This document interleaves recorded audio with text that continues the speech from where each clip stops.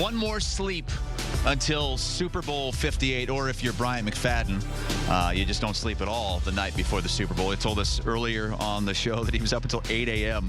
playing cards when he won his second Super Bowl with the Pittsburgh Steelers. Whatever works, right? We're on the Strip in Vegas, the fountains of the Bellagio. Chris Hassel, joined by Douzable and Danny Kanell with Super Bowl picks and props. It all starts with the coin toss, right? And the old saying, tails never fails. Obviously, that's not correct, but it succeeds more than it doesn't in the Super Bowl. 53% of the time, tails doesn't fail.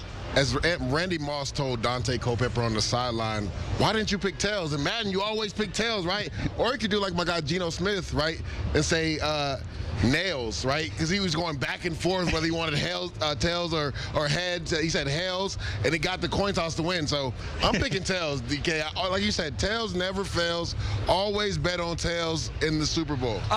You know, we were at the tables last night. Oh, okay. Mr. Chris Hassel and I. I was falling asleep at the table. Danny had to kick me out. I was trying to get his energy level up, but I don't try to count cards. Yeah. I try to find the momentum. And that's what I'm doing with tails. Do you realize tails has won 2 years in a row? Yeah. So make it 3. They have also won 6 out of the last 9 years. They've won. So we are on a hot streak with tails. So I am going to keep riding that hot streak. I'll take tails. Give me every time. You can go with the corny tails never fails. I know that's one that's always popular. But I'll give you some stats to back it up. I was doing research on this all night long. Of course you were. Playing the numbers as always is Danny Kanell, and the juice is 104 on both sides of that. Let's go to the game. And the line, finally some movement here. It was at 2.5. We were expecting it all week. We were expecting it. Finally dropping down a little bit with all the money, all the bets on Kansas City. It's down to 1.5 with a total of 47.5.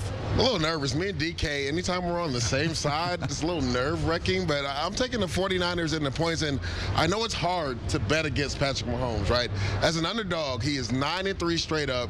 Against the spread, 10-1-1. But there's something about this San Francisco 49ers team. Let's not forget Hass and DK. They had never won a game under the Shanahan era where they were down by 7 or more points in the fourth quarter. Checkmark versus the Green Bay Packers, right? Down 17 at half versus the Detroit Lions. Checkmark, come back and win. I just feel like this is a team of destiny.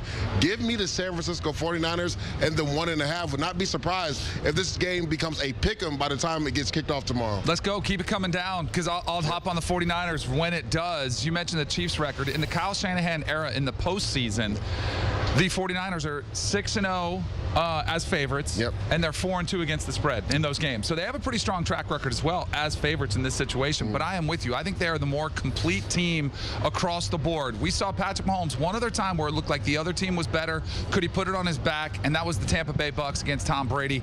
He almost pulled off the miracle there in Tampa Bay, but couldn't ultimately. I think it could be a very similar type of game. I think he's going to have to put this team on his back. I think he keeps it close, but ultimately, I think the 49ers are too much. I got one more stat for you guys. And I think you guys will like this one. The Chiefs are 1-2 in Super Bowls on CBS. You know what the last loss the Chiefs had in the Super Bowl? What it was on?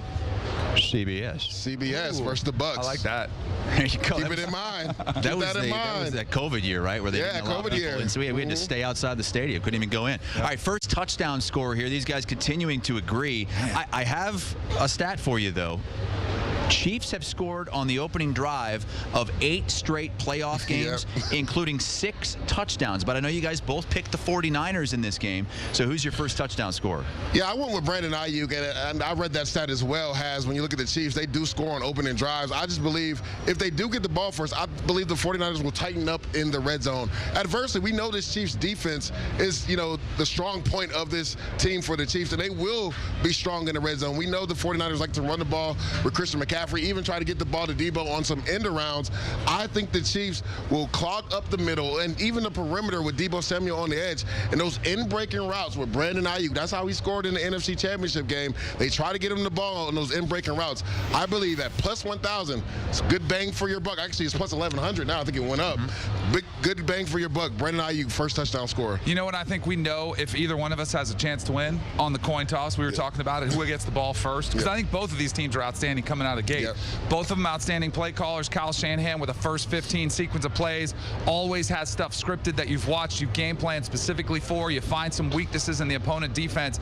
I think he's going to matriculate the ball down the field. I think you'll see a heavy dose of Christian McCaffrey, but when it gets down there, they go to their Swiss Army knife, Mr. Everything, who can do a little bit coming out of the backfield. He can do it catching the ball as a wide receiver, can even come in the slot. I'm going to say Deebo Samuel gets it done. The other guy that they like to find at the receiver position, but he does so many different ways. I think Deebo Samuel gets the first touchdown. And as we saw in Super Bowl history, the wide receiver is usually the one that gets in first, as opposed to all the other groups. Time now for the Strong Moment, presented by Oikos. Snack strong with protein-packed options from Oikos. And for that, it's our Super Bowl MVP picks. And it's been a long time since it's been a running back, guys. Man, I mean, you go back to the Denver Broncos, 1998. Terrell Davis, one of the reasons why he got into the Hall of Fame. But this week, I know a lot of you guys are hot on Christian McCaffrey. The streak ends and I know a lot of people are on the Chiefs. Me and DK are on the 49ers, so we have to pick a 49ers, and I believe this will be a Christian McCaffrey game. If you look at this Chiefs defense, right, one of the best defenses in all of football, but the one caveat to that, guys, is they have struggled against the run at times. Let's not forget that Buffalo Bills game. The Bills ran for over 180 yards, and the Baltimore Ravens let them off the hook in that AFC Championship game with only 6 rushing attempts. I believe Kyle Shanahan remembers the 28-3 collapse, remembers being up 10 and then losing to these Kansas City Chiefs when he could have maybe ran the ball a little bit more. I think coming out the gate, Christian McCaffrey gets up to 30-plus touches in this game. And if he gets up to 30-plus touches, my money is on him to be the MVP of the Super Bowl. So we talked so much about Brock Purdy being a game manager this week. The coach has to be the ultimate game manager, and that's where I think Kyle Shanahan has evolved. He's always been a great offensive innovator, a great offensive mind, but this is where he manages the game, and that's where I think the best defense of Patrick Mahomes is trying to keep it away from him. And how do they do that? They run the football with Christian McCaffrey.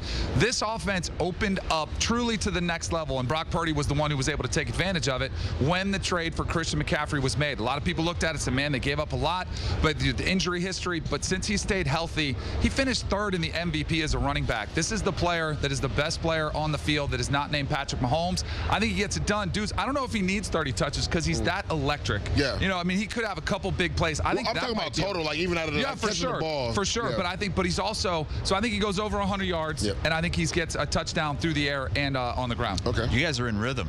I think you might need to sit next to each other tonight at a table somewhere. We might need to. Maybe we just need to get Pete Prisco out of the way because I have never seen anybody root so hard for you to lose. Oh, he's one of those guys. Pete. Yeah. And he just stands behind you. He doesn't play. He just stands behind you. Feel the heat and the hate on your neck while you're at the table. Speaking of Pete Prisco, he is going to be part of our coverage at 7 o'clock Eastern Time. 58 bets for Super Bowl 58, but we have drama since he was not involved on this shot of Todd Furman and Emery. He says he might not show up. He deserves top billing, according to Pete. But also, Kenny White, Katie Mox will be on as well. 7 to 9, Tommy Tran will host.